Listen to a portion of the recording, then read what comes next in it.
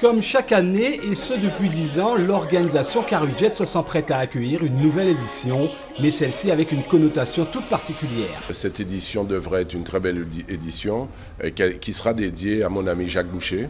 L'hommage est rendu, la course est officiellement annoncée pour le mois de mars, du 17 au 20 précisément.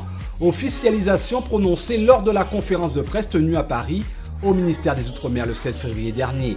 Les compteurs sont donc remis à zéro pour un nouveau départ.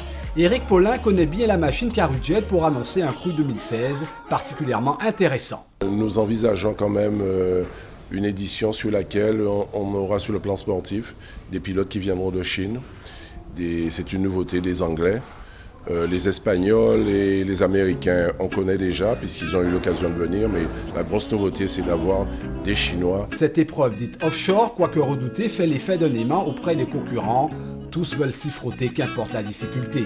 Pour gagner, il faut certes une préparation adaptée. Le mental est l'atout idéal pour tenir le choc d'une course répartie sur 4 jours. À ne pas occulter l'ennemi numéro 1, la panne mécanique. C'est bien connu à la Carujet, il n'y a pas de vainqueur, il ne reste que des survivants. La réputation de la Carujet n'est presque plus à faire. Après, c'est une question de budget parce qu'on reçoit des appels des gens de Nouvelle-Zélande et tout ça qui nous demandent de les aider à faire venir leur jet, billets d'avion. Bon, il est vrai que de Nouvelle-Zélande, on aurait pu avoir 4-5 pilotes. Mais... La Carujet, épreuve indomptée et indomptable, fait tout de même le bonheur des meilleurs.